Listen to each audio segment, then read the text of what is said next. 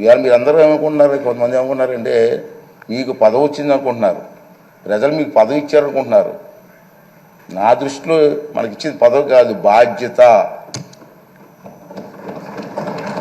మనకి ఇచ్చింది ఈ టర్మ్లో మనకి ఇచ్చింది పదవి కాదు, ఒక బాధ్యత ఇచ్చారు. మన భుజస్కంధాలపై బాధ్యత పెట్టారు, ఒక నమ్మకంతో ఇచ్చారు. చంద్రబాబు నాయుడు గారు, పవన్ కళ్యాణ్ గారు, బీజేపీ కలిసిపోయి ముందుకు వచ్చారు. ఈ రాష్ట్రానికి న్యాయం జరుగుతుంది, చంద్రబాబు గారు సమర్థవంతంగా పరిపాలన చేసే శక్తి ఉంది అని ఒక నమ్మకం. 22 మంది మహిళా ఎమ్మెల్యేలు వచ్చారు ఈ సభలో. నిజంగా చంద్రబాబు నాయుడు గారిని, పవన్ కళ్యాణ్ గారిని అభినందించాలా. ఇంతమంది మహిళలకి అవకాశం, మహిళల కోసం ఎన్నో ఉపన్యాసాలు ఇస్తుంటాం రాజకీయంగా, కానీ వాళ్ళకి ఆ స్థానం కల్పించడంలో ప్రముఖ పాత్ర వహించిన చంద్రబాబు నాయుడు గారికి, పవన్ కళ్యాణ్ గారికి, బీజేపీ వాళ్ళకి ధన్యవాదాలు చెప్పాల్సిన అవసరం ఉంది. అంటే మహిళలు అలాగే 33% పోస్ట్ గ్రాడ్యుయేట్స్ ఈ సభలో ఉన్నారు. ఇది చాలా మంచి పరిణామం. 39 మంది గ్రాడ్యుయేట్స్ ఉన్నారు ఈ సభలో. అలాగే 57% లెస్ దెన్ 55 ఇయర్స్ ఏజ్ ఉన్నవారు ఉన్నారు. 55 ఇయర్స్ లోపు ఉన్న వాళ్ళు 57% ఉన్నారు. అంటే ఇంచుమించు యంగ్ బ్లడ్ కదా. ఇటువంటి సంపద ఈ సభలో ఉంది. ఫస్ట్ టైం ఎమ్మెల్యేస్కి 9 మందికి మంత్రులు ఇచ్చారు. సాధారణంగా మంత్రి అంటే ఏం చేస్తారంటే అనుభవం చూస్తారు, ఎన్ని చూస్తారు కదా సాధారణంగా. కానీ ఫస్ట్ టైం ఎమ్మెల్యేస్కి 9 మందికి మంత్రులు ఇచ్చారంటే ఇది చిన్న విషయం కాదు. అందరినీ నేను కోరేది ఏంటంటే మీకు అవకాశాలు ఇస్తా, ఎందుకంటే మీరు కూడా మాట్లాడాలి, మీ తాలూకు వాయిస్ వినిపించాలి. మీ అందరు నేను కోరేది ఏంటంటే ఈ హౌస్లో మాట్లాడడం అంటే హౌస్ కోసం కాదు, నా కోసం కాదు, మీకోసం కాదు, ఈ రాష్ట్రం కోసం, రాష్ట్ర ప్రజల భవిష్యత్తు కోసం మాట్లాడాలి. అంచేత ఫస్ట్ టైం ఎమ్మెల్యేస్ కూడా మగమాటం లేకుండా మీకు అవకాశాలు ఇస్తా.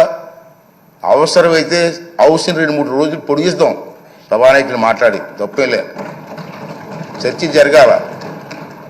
మీ నియోజకవర్గంలో మీరు కావాల్సినటువంటి కార్యక్రమం ప్రజలు అందరూ కోరుకుంటారు. కార్యక్రమం అడుగుతారు మనల్ని.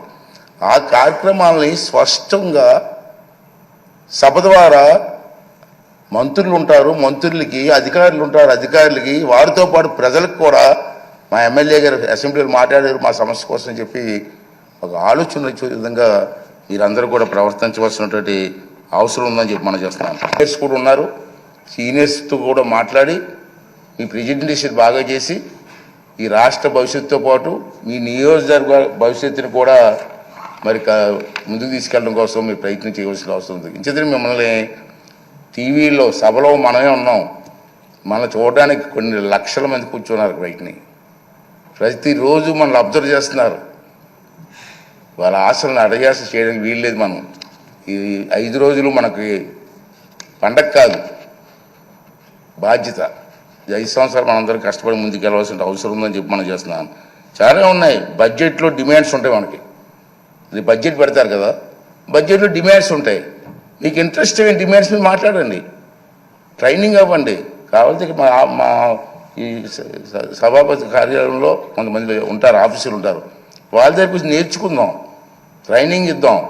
అన్నీ చేసి మనకు కార్యక్రమం విజయవంతం చేయవలసినటువంటి అవసరం ఉందని చెప్పి నేనైతే భావిస్తున్నాను. అలాగే మీ అందరినీ కోరేది ఏంటంటే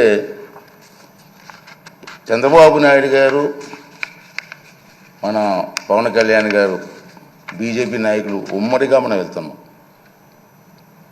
మన మీద చాలా బాధ్యత ఉందని ఇందుకే చెప్పాను. ఆ సమస్యలు ఏ విధంగా చర్చ చెప్పారు. బుచ్చి చౌదరి గారు లాంటి పెద్దలు ఉన్నారు, చాలామంది అనుభవం ఉన్నటువంటి వ్యక్తులు ఉన్నారు, గతంలో మంత్రులు చేసిన వ్యక్తులు ఉన్నారు, చంద్రబాబు నాయుడికి అపారమైనటువంటి అనుభవం ఉన్న వ్యక్తులు ఉన్నారు. ఈ అందరినీ కలిసి మన బాధ్యత. నా ఉద్దేశం ఒకటే, నేను ఒకటే నిర్ణయం తీసుకున్నాను, స్పీకర్ తక్కువగా మాట్లాడాలా, సభ్యులు ఎక్కువగా మాట్లాడాలి. ఆ అవకాశం నేను కల్పిస్తాను, అది బాధ్యత. కానీ మీరు కూడా ట్రై చేయండి. సబ్జెక్ట్ మీద మాట్లాడండి, ఈ సభకు గౌరవం తీసుకురండి.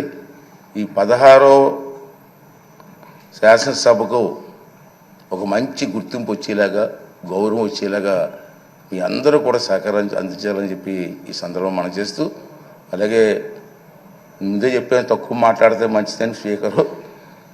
అయితే ఈ మా 4 మాటలు మీకు చెప్పి రేపు సభలో మీరు అందరూ కూడా సహకరించండి. అందరికీ ఇద్దాం, ఒకేసారి టైం లేదు, ఇవాళ టైం లేదు కాబట్టి ఇవ్వలేకపోయాను. కానీ తప్పనిసరిగా అందరికీ సమయం ఇచ్చి మీ తాలూకు మాటలను రికార్డు కూడా అవుతుంది కాబట్టి అందరూ కూడా ముందుకు వచ్చి మన రాష్ట్రాన్ని కాపాడడం కోసం, రాష్ట్రాన్ని అభివృద్ధి చేయడం కోసం మనందరం కూడా కష్టపడి పనిచేద్దామని చెప్పి మనవి చేస్తూ, మరి మొన్న ఎన్నికల్లో ప్రజలందరూ కూడా మనకి ఉన్నతమైన బాధ్యత చెప్పారు కాబట్టి ఈ సభాముఖంగా మీ ద్వారా మనందరం కలిసి మనకు ఓట్లు వేసి గెలిపించి ఈ అవకాశం కల్పించినటువంటి ప్రజలందరికీ కూడా మరొక్కసారి నా ధన్యవాదాలు, నమస్కారాలు తెలియజేస్తూ